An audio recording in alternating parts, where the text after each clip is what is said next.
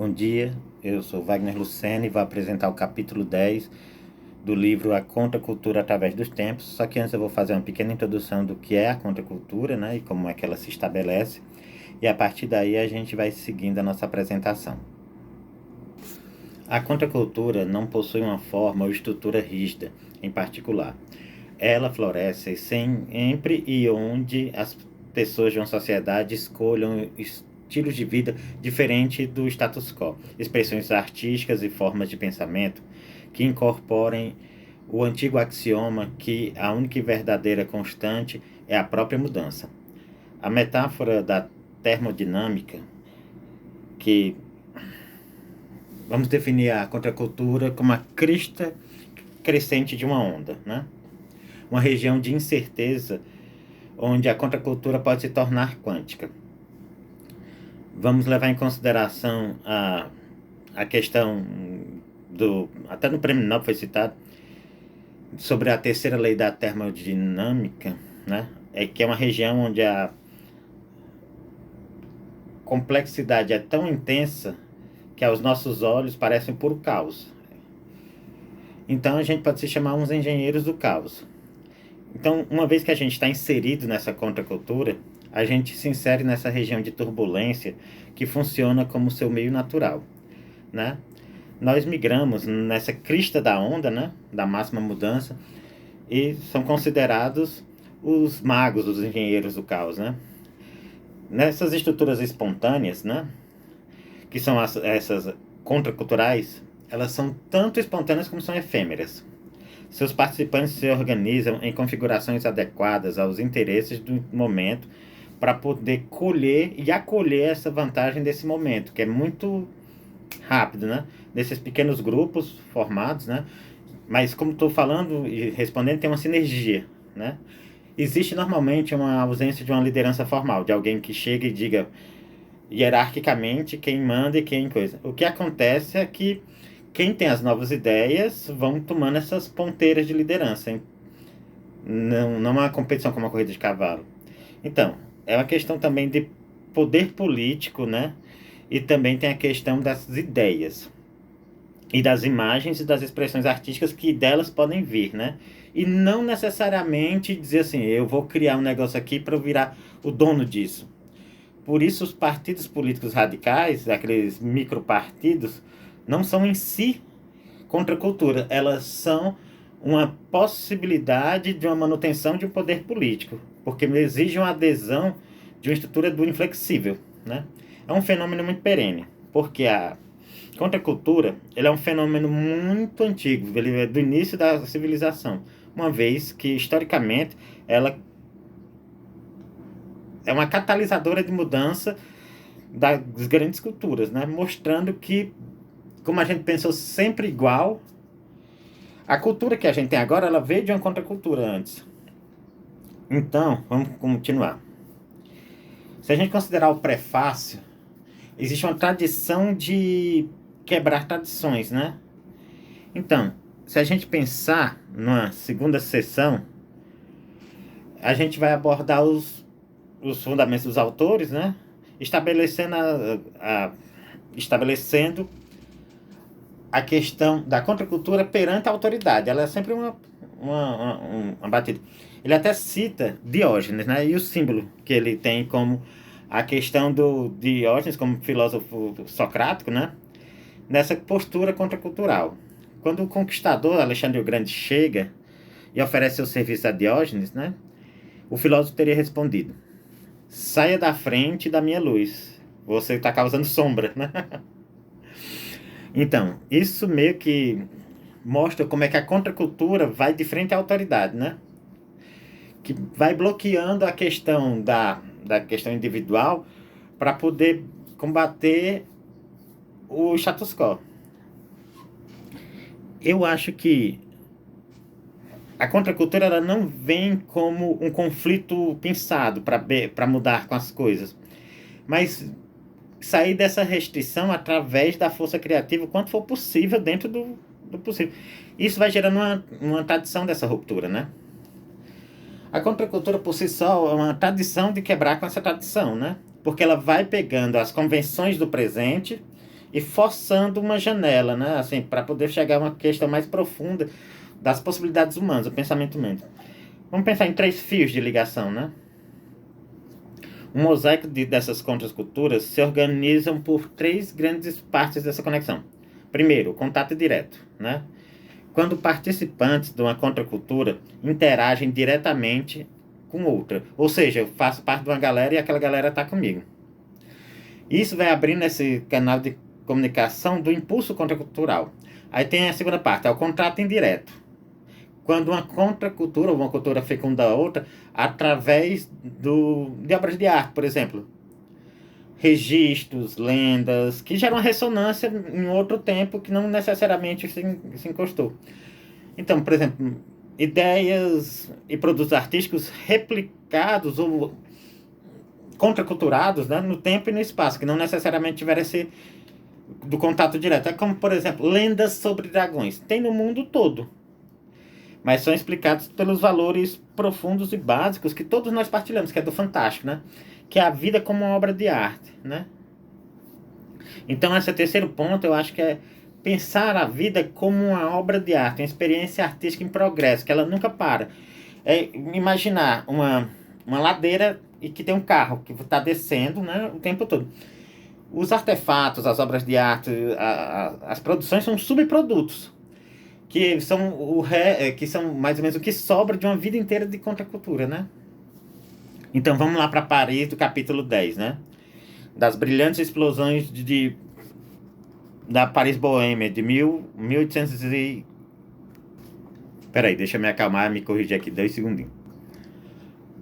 Brilhantes explosões de riso. A Paris Boêmia, 1900 a 1940. Então, aqui vem a parte principal da minha apresentação, né? Então, isso aqui vai funcionando como o nosso estudo de caso histórico principal, ilustrando os principais conceitos teóricos dos autores, né? Através dos dados do capítulo 10, que eu já falei o título, que é um cenário de ruptura estética muito importante. O nosso capítulo aborda a boemia parisiense do início do século XX, como um ambiente profundamente contracultural que abrigou e impulsionou e abrigou todos os radicalismos artísticos principais do início do século XX, né? Então, a produção de vanguarda, né? Porque ele introduziu muitos movimentos fundamentais, como cubismo, dadaísmo, a própria conexão, de próprio contato direto, que aí se exemplifica o que eu falei um pouquinho antes, né? Das 3 linhas, que é um contato direto, né? De ligação. Eu vou separar alguns personagens de ligação para a gente poder contextualizar isso aqui, né? Porque você pega os movimentos europeus com com os norte-americanos, né? Através dessa catalisação de uma geração perdida. Então a gente pensa num canal de comunicação direta entre 2 continentes, de convívio e afinidades, nesses pequenos grupos de atividade, que são um grande catalisador que gerou um movimento literário chamado a Geração Perdida, né? Essas interações, assim, mostra luz sobre as obras publicadas, sobre as pinturas, ou as férteis interações sociais mesmo, que aconteceram de fato em Paris, né? E destacando as figuras proeminentes, como Sylvia Beach, né? Ezra Pound, James Joyce. O próprio James Joyce e a linguagem alternativa traz para dentro desse cenário uma subversão de um cenário estético e de uma sintaxe mais tradicional, né? Para destacar-se essa figura, né? Que caracteriza como um solitário criador de uma linguagem alternativa, né? E uma vida dentro de legados pós-legados, né? Porque tudo acontece muito rápido nesse tempo. Mas eu acho que a gente pode, com isso, resgatar esses episódios culturais através das histórias que as pessoas contam e que elas vivenciaram, né? E dentro dessa linguagem cultural que deixa esse legado, a gente olha a forma que essas pessoas existiram, coexistiram e criaram e arriscaram. Ou usaram bastante dentro de um contexto. E sacrificaram. E fracassaram várias vezes no que a gente chama de sucesso em vida cotidiana, né? Então, eu acho que a gente vai chegando mais ou menos aqui para costurar o que eu estou tentando dizer, né? A mutabilidade como destino, ela por si só, a gente vai ver tanto nas introduções do livro, como a dinâmica contracultural, tudo baseia-se na dinâmica da transformação contínua e continuada, né? E movimentos que começam como explosões de riso, boemia, brincadeiras e tipo papo de bar, e acabaram mudando a história da própria arte ocidental e de como essa arte ocidental contracultural se torna importante do estudo. Porque essa fonte de inspiração e de informação e afirmação, né? Isso vai nos impedindo de olhar a questão de uma amnésia histórica, olhar a contemporaneidade como uma mera coisa assim, tipo, o punk como uma coisa fabricada, mas é uma contracultura em sua essência, acho que convoca a nossa individualidade com a coragem e a proatividade, porque você tem que agir para. É um lembrete perpétuo que a força criativa humana deve permanecer livre de roteiros, exigindo constantemente de nós que as forças de controle saiam da frente da nossa luz, ou seja, não façam aquela sombra que Alexandre o Grande fez ao filósofo, né? E eu acho que mais importante do que tudo isso que a gente vai verificando aqui, agora no raciocínio mais livre, é o seguinte. Como eu acho que comentei em sala de aula, estou lendo a biografia de Mário de Andrade com minha mãe, né? E a gente tem esse projeto que todo final de tarde nós lemos um capítulo, mais ou menos um capítulo de livro por dia, e a gente gosta muito de biografias. E no capítulo que a gente está agora, está se passando mais ou menos 1919, o Carnaval de 1919. E o meu avô paterno, ele era criança nessa época, mas ele chegou a me dizer em algumas conversas do quanto aquilo foi efervescente, porque ele, como criança, e já no final da vida como idoso, me contou, né? Que foi o carnaval, a maior loucura que ele já viu na vida dele. O que é que eu quero dizer com isso? Vamos imaginar o que é que está acontecendo em 1919, né? Que a gente está analisando o início do século XX até 1940. Né? Mas vamos pegar aqui a meiuca, a metadinha, né? 1919, nós temos, acabando, gripe espanhola, Primeira Guerra Mundial, está findando também pragas de gafanhotos pelo mundo todo, tanto é que é usado naquele Jurassic Park Dominion, que na verdade não são novos dinossauros, são gafanhotos gigantes que atacam. Foi inspirado, como a gente já falou antes na minha fala, a contracultura vai se tornando a cultura, para depois ser quebrada de novo pela contracultura, quebrada de novo. Então, essa questão que entrou na cultura, entra também no Brasil, né? Os nossos intelectuais todos vão para a França para estudar, que é o caso do Mário de Andrade também. Então, o mundo está nessa efervescência das grandes mudanças. E essas efervescências das grandes mudanças, tanto tecnológicas, como também das invenções, né?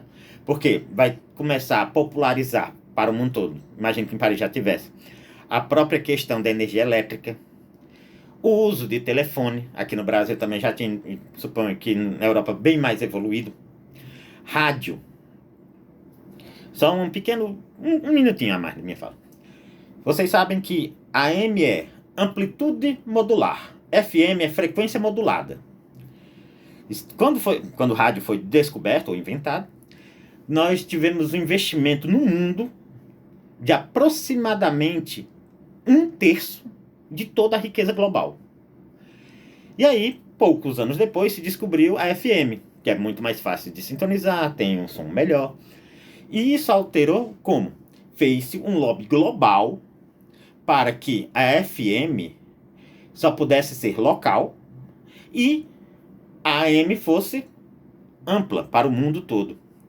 Até para você ver como as descobertas, a arte, a tecnologia estão também subjugados a essa cultura do capital e de quem manda ou quem manda no mundo. Então voltemos. dado esse pequeno momento, né?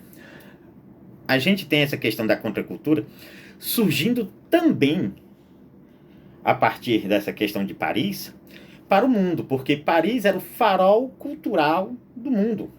Uma vez que Paris é o farol cultural do mundo, a gente tem que entender, perceber e colocar-se dentro dessa questão de que Paris é o farol cultural do mundo. Então, o que acontece em Paris acontece para o resto do mundo. Tem uma banda que eu gosto muito, é uma banda mais alternativa, de underground, chamada de Picassos Falsos. Se não me falha a memória, é exatamente esse nome. E tem uma música deles de 87, mais ou menos, que diz assim: se é bom para Nova York, também é bom para o Brasil.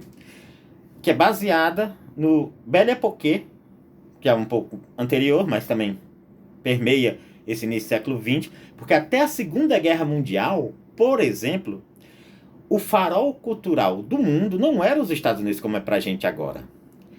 Era a França. Tanto é que, por exemplo, quando você vai numa C&A da vida, quando você vai numa Riachuelo, quando você vai em qualquer loja assim, você pode observar em algumas marcas, né, talvez não tão mais popular hoje, o termo prêt-à-porter, que é do francês para o português, pronto para o uso. Para você ver como o mundo e essa questão muda também a forma que a gente expressa essa cultura. A gente vai ver um pouco mais na frente, talvez algum colega vá falar sobre o movimento punk, né? Mas fazendo um pouquinho dessa linha, descobriu-se nos documentos históricos que o movimento punk foi influenciado também pelo capitalismo, a questão estética, né? Depois da calça rasgada, que é o que a gente usa até hoje, da jaqueta mais de couro, não necessariamente como um piloto de avião, mas por uma questão estética, ela também foi pensada a ser pegada pela cultura de massas, né? E colocado para as questões de roupa. Não vou me aprofundar muito nessa questão de moda, porque eu também não domino. Mas vamos entender. O que é que a gente entende? Que essa contracultura, ela também é modificada pela tecnologia. E como assim, tecnologia? Gramofones, ou seja, até pouco tempo atrás, para ouvir música, você precisava necessariamente de alguém com violão, alguém cantando, alguém com um pandeiro batendo, tocando uma harpa. E com o advento da eletricidade, você tem os gramofones, você começa a ter o rádio para ouvir música diretamente. E você começa também a mudança da comunicação pelo telefone, porque antes, para falar com alguém, você precisava cartas escrever. Tanto é que nesse livro do Oswald, ele diz que uma carta entre Paris e São Paulo, na década de 1912, na década de 10 do século XX, né, levava em média 11 dias. Enquanto um telegrama, que era pago por letra, ou seja, usando código Morse, né, ponto, linha, ponto, qualquer coisa parecida com isso, chegava no mesmo dia, ou na mesma semana, dependendo de qual longe você morasse de um centro de telégrafo, né? Então, para concluir mais ou menos a minha apresentação, que já está terminando o meu tempo dos 20 minutos, e meu compromisso é não me estender além, né? É dizer que quando a gente olha para trás, a gente não consegue perceber a velocidade da mudança, mas eu quero fazer um contraponto para a tua vida atual agora. Nós todos aqui que estudamos nesse curso, como era a tua infância em relação à tecnologia? Como é que era o celular da época? Vou dizer o celular da minha época. Ele tinha o jogo da cobrinha, mandava mensagem, recebia mensagem. Eu possivelmente, a maioria um pouco mais jovem do que eu, né, já pegou a época do celular com mais tecnologia, né? Mas eu garanto que na sua infância não tinha WhatsApp. Na sua infância, talvez tivesse um Facebook. E na tua infância, muito provavelmente, você não estaria podendo fazer o que eu estou fazendo agora. Teria que ter um conjunto de câmeras de vídeo com uma fita colocada ou com outro tipo de tecnologia para filmar o que eu estou fazendo e depois retransmitir. Então, o que eu deixo como pergunta e questionamento aberto para todos é: o que de contracultural você está fazendo agora? Quanto você está sendo subversivo? Você, homem de bem, você, mulher honesta, o teu pensamento cultural é contracultural ou é só repetitivo?